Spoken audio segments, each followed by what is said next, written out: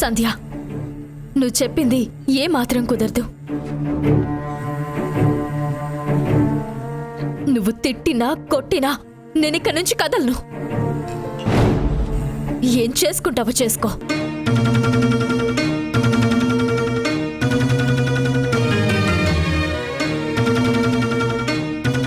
నువ్వు నాతో మాట్లాడే వరకు నేను ఇక్కడే కూర్చుంటాను.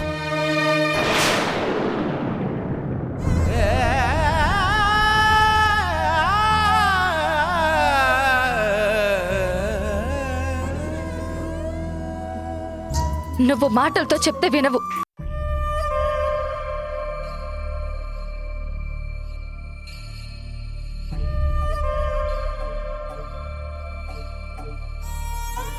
లేగు, ఇన్నాళ్ళ దూరం బయటికి వెళ్ళు.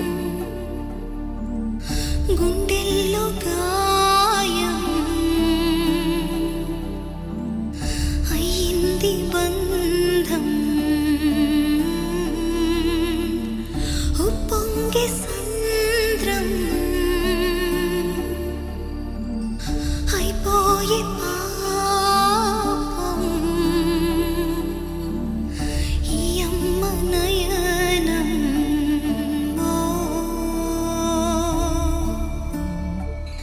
విడిగా నలిగే బంధాలు సంధ్య, నువ్వేనా ఇది? కలిసే నాడు నీ చేతులతో నన్ను గిట్టేశావా? ఇటు చూడవే.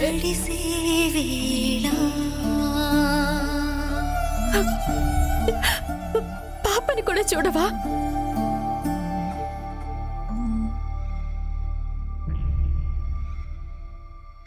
కన్నీటి వానా నీ కళ్ళలోనా చిన్నారి కన్నా ఎడారిలోనా ఏకాకిలాగా అయ్యావు నాన్నా.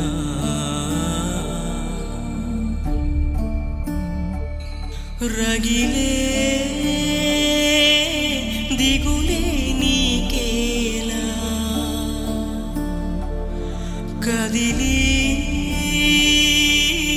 విధితో సాగాల బ్రతుకే నలిగే శిలల మిగిలేలా.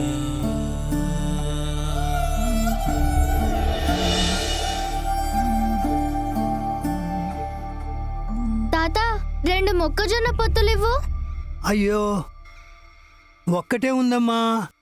పర్లేదు, ఆ ఒకటే ఇవ్వండి తాత.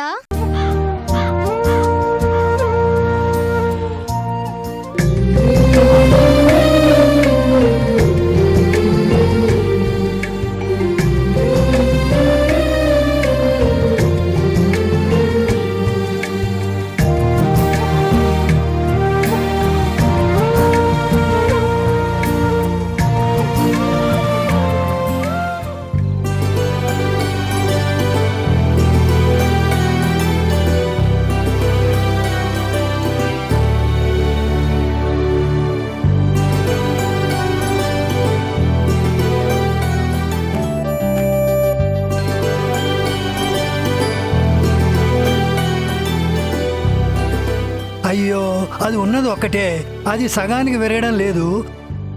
ఇద్దరూ పంచుకోవడానికి కుదరదేమో? ఎందుకు కుదరదు?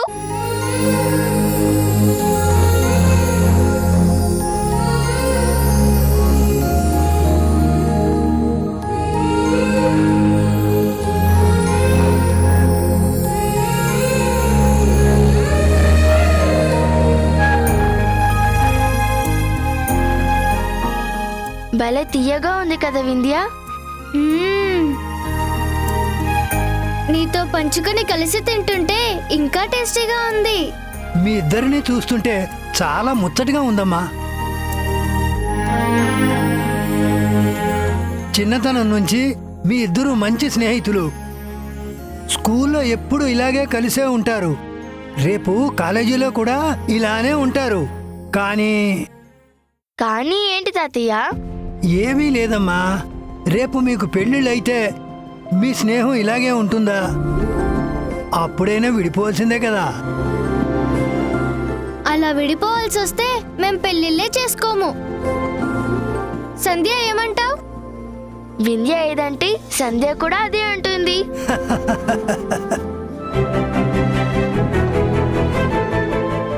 ఏంటి అలా నవ్వుతున్నావు?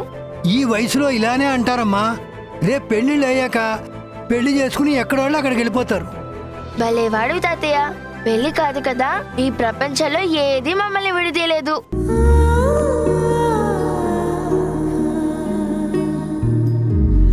చివరికి మరణంలో కూడా ఇలా ఒకరి చెయ్యి ఒకరు పట్టుకొని చితికి చేరుకుంటాం. కాలమా ఎందుకే అంత కోపం, నన్నిలా విసిరివేసావు దూరం.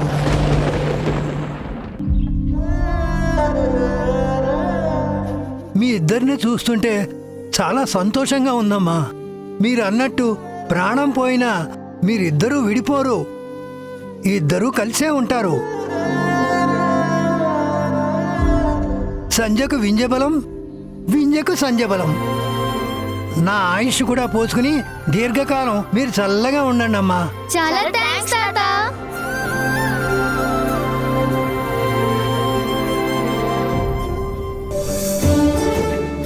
మేము చెప్పాం కదా తాతయ్య, మేము ఎప్పటికీ విడిపోం. మా చివరి శ్వాస వరకు మా చేతులు కలిసి ఉంటాయి.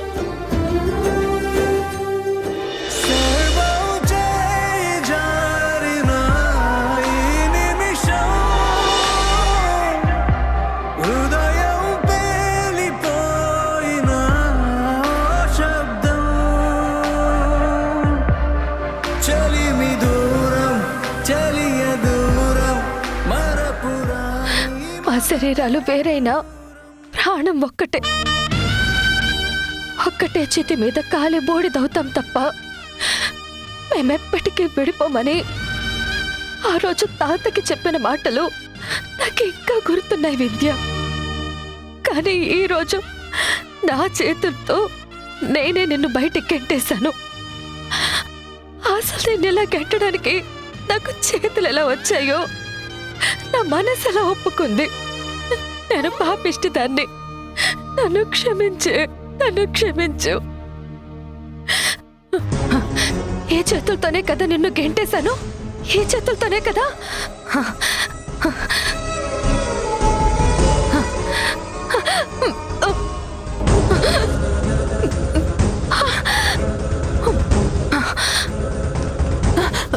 వదినా, ఏంటిది?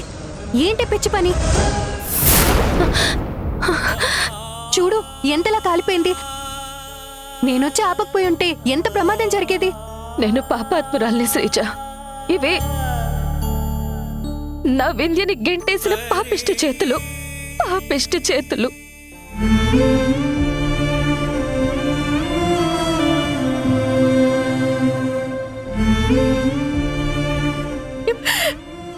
సంధ్య, నువ్వెంత గొప్పదానివే. నీ బిడ్డనిచ్చి నా జీవితాన్ని కాపాడావు. నీ మాతృత్వాన్ని త్యాగం చేసి నేను బాగుండాలని కోరుకున్నావు. అలాంటి నువ్వు నన్ను ఇంట్లోంచి గెంటేయడానికి, నీ చేతులతో ఆ పని చేయడానికి నీ గుండె ఎంత కోతకి గురై ఉంటుందో నాకు తెలుసే. నన్ను పంపించి నువ్వు గదిలో కూర్చుని ఏడుస్తున్నావా సంధ్య? నేను వెళ్తుంటే నిరాశగా చూస్తున్న నీ కళ్ళ వెనుక దాచుకున్న కన్నీళ్ళు నాకు కనిపించలేదనుకుంటున్నావా? నువ్వు నా ప్రాణానివే. నేను లేకుండా నువ్వు బ్రతకగలవా? నువ్వు లేకుండా నేను బ్రతకగలనా? మనకెందుకు ఇలాంటి పరిస్థితి వచ్చింది? వదినా, నువ్వు ఏడవద్దు. అయినా మీరు విడిపోవడం ఏంటో దినా, అది జరగదు. మీరిద్దరూ ఎప్పుడూ కలిసే ఉంటారు. ఎన్నాళ్ళు వింధ్య అత్తగారే మా ఇద్దరికి అడ్డుగా ఉంటారనుకున్నాను. కానీ ఇప్పుడు పరిస్థితుల వల్ల అత్తయ్య గారు కూడా మా స్నేహానికి అడ్డుగీత గీస్తారనుకోలేదు. ఆవిడది తప్పని నేను అనట్లేదు, అలా అని నేను ఎప్పుడు అనను. తప్పంతా నాదే, ఆ పాపం నాదే. నా వింధ్యని ఈ చేతులతో నేను గెంటేశాను. అలా చేసినందుకు అది ఎంత బాధపడిందో, దాని మనసు ఎన్ని మొక్కలై ఉంటుందో. లేదు సంధ్య, నేనేం బాధపడ్ను. ఆ దేవుడు మనల్ని మళ్ళీ కలుపుతాడు, నాకా నమ్మకం ఉంది. ఇది నీ ప్రతిరూపమే. నువ్వు నా నుంచి దూరంగా ఉన్నా నీ రక్త మాంసాలతో కన్న నీ బిడ్డ నా దగ్గరే ఉంది. ఈ బిడ్డలో నిన్ను చూసుకుంటా. మనల్ని ఎవరు వేరు చేయగలరే? ఎవరు వేరు చేయలేరు.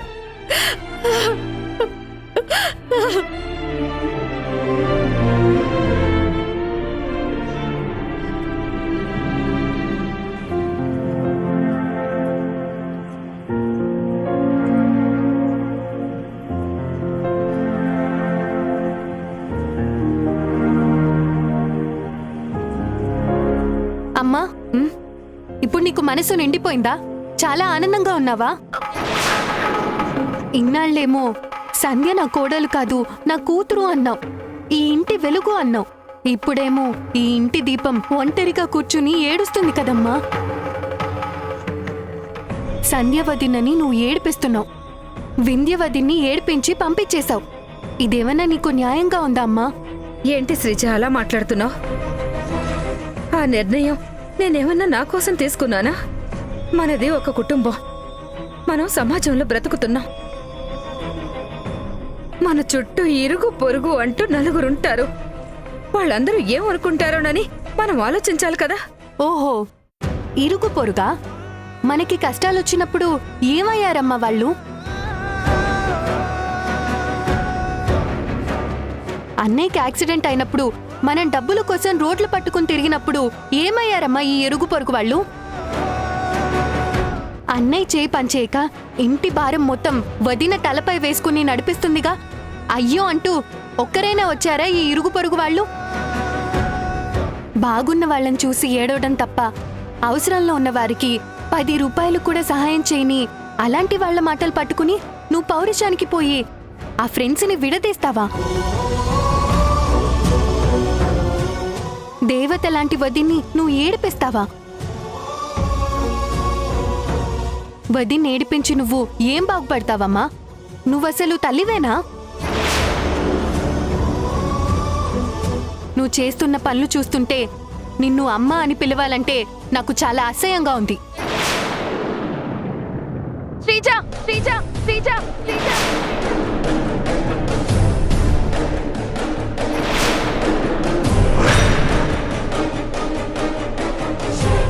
నిన్ను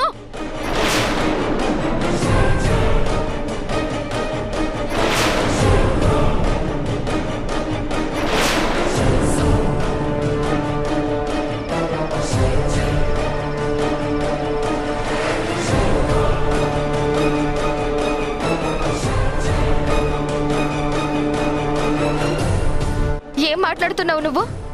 కన్న తల్లితో ఎలాగైనా మాట్లాడేది? తల్లితో మాట్లాడే మాటలేనా అవి? ముందు అత్తయ్యకి సారీ చెప్పు. అమ్మ చేసింది తప్పు, నిన్ను ఏడిపించడం తప్పు. నేను తనకి సారీ చెప్పనొద్దినా. శ్రీజ, ఇంకొక్క మాట మాట్లాడితే ఊరుకునేదే లేదు. నువ్వు కూడా నన్ను ఇలా బాధ పెడతావు అనుకోలేదు. అత్తయ్య గారి మనసు నీకు సగం మాత్రమే తెలుసు.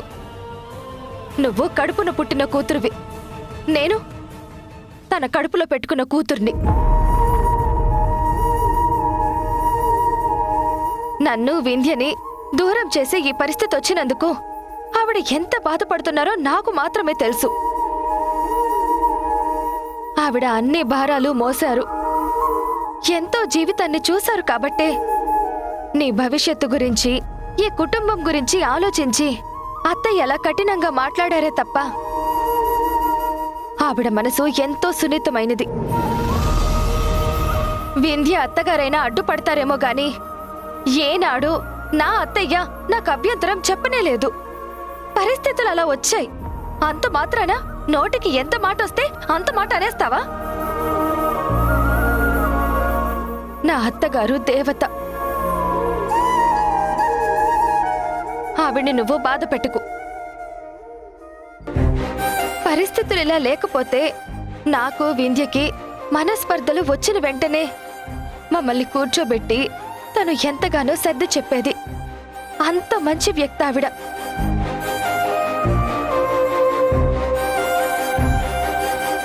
అత్తయ్య, శ్రీజ చిన్నపిల్ల, తన మాటలకి మనసు నొచ్చుకోవద్దు. అవన్నీ మనసులో పెట్టుకుని మీరు కుమిలిపోవద్దు. మీ ఆరోగ్యం మాకు చాలా ముఖ్యం.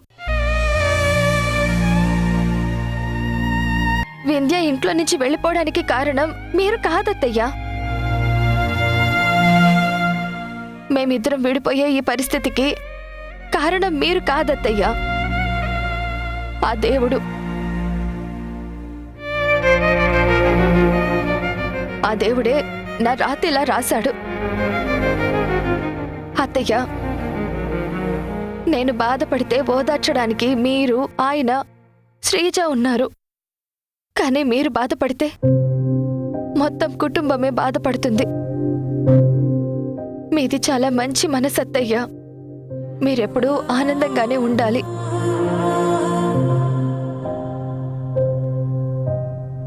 చూసావా అమ్మా, వదిన నిన్ను ఎలా వెనకేసుకొస్తోందో. తన బాధని గుండెల్లో దాచుకుని మన కన్నీళ్లు తుడవాలని చూస్తోంది.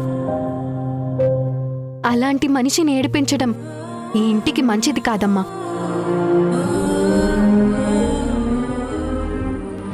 నీకు తెలీదే, భర్త లేక ఒంటరిగా బిడ్డలతో బతుకుతూ సోటిపోటి మాటలతో నేను ఎంత బాధను అనుభవించానో, ఎంతగా ఘోషించానో నాకే తెలుసు. సమాజంలో బ్రతుకుతున్నప్పుడు ఒక్కొక్కసారి తినటానికి తిండి లేకపోయినా తగ్గి బ్రతకాలి, అన్నీ భరించాలి, కొన్ని త్యాగం చెయ్యాలి. ఇప్పుడు సంధ్యకి కొన్ని రోజులు వింధ్య స్నేహాన్ని త్యాగం చేయటం తప్ప మరో దారి లేదు.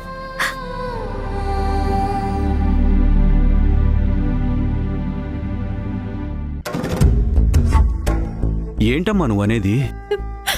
అవును మావయ్య, మాకు కొత్త సమస్యలు రాకముందే నువ్విక్కడి నుంచి వెళ్ళిపో. నువ్వు బాధపడి మమ్మల్ని బాధ పెట్టద్దు.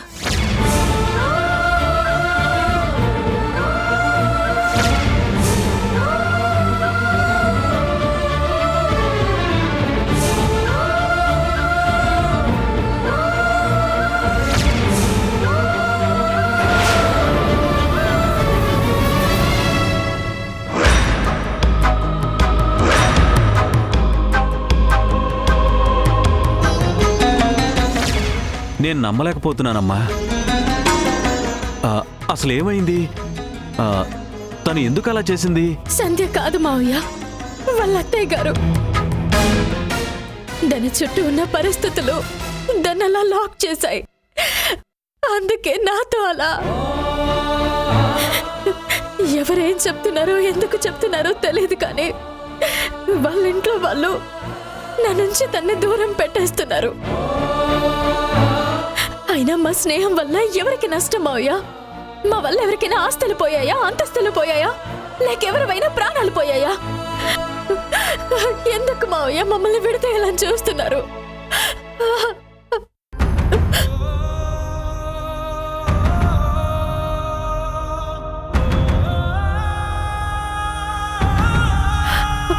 అత్తయ్య, అది వాణి, నువ్వెప్పుడొచ్చావు? అక్కడికి వెళ్ళడం ఎందుకు, అవమానపడ్డం ఎందుకు? ప్రాణ స్నేహితురాలని చెప్పి ఇంట్లో నుంచి గెంటేసింది. ఇదేనా మీ స్నేహం విలువ? అసలు ఇది నీకెంత అవమానం. నీకే కాదు, మన ఇంటికి అవమానం. అందుకే చెప్పాను, ఎవరిని ఎక్కడ ఉంచాలో అక్కడే ఉంచాలని చెప్పి. అత్తయ్య అది ఇంకేం చెప్పొద్దు. జరిగింది చాలు, వదిలేసే. ఇంకెప్పుడు సంధ్య సంధ్య అంటూ ఆ ఇంటికి వెళ్ళి మా గౌరవం తగ్గించుకు. చూసారా మావయ్య, నాకున్న కన్నీళ్ళు చాలవన్నట్టు అత్తయ్య ఎలా మాట్లాడి వెళ్ళారు. అన్నీ సర్దుకుంటాయమ్మా, నువ్వు బాధపడుకు. ఆ బాధ ఒక్కటే మిగిలింది కదా నాకు. మేమెవరికి ఏం అన్యాయం చేయలేదు కదా. మేమిద్దరం విడిపోతే ఏం లాభం వస్తుంది?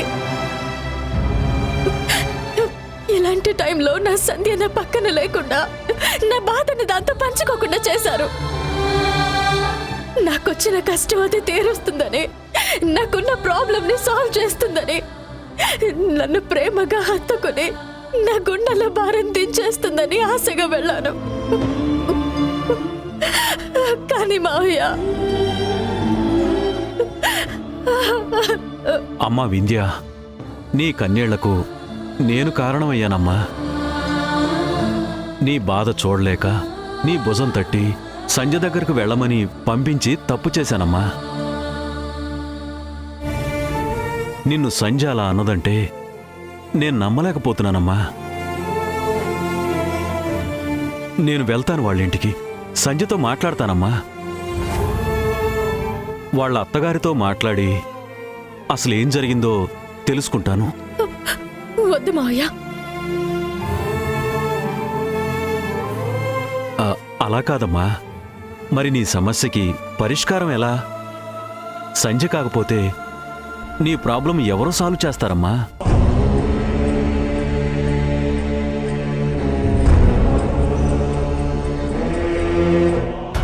కాలేజ్ మానేయడమేంటి శ్రీజ? కాలేజ్ ఫీజు కట్టాలి. ఇంటి భారం మోస్తున్న వదిన్ని మనమందరం ఏడిపిస్తున్నాం. శ్రీజ, ఏంటిలా కొత్తగా మాట్లాడుతున్నావు? వదిన నా బాధ్యతలన్నీ తన నెత్తి మీద వేసుకొని నా స్థానంలో తను కష్టపడుతూ డబ్బులు తీసుకొస్తుంది కదా. ఎంత తెస్తుంది?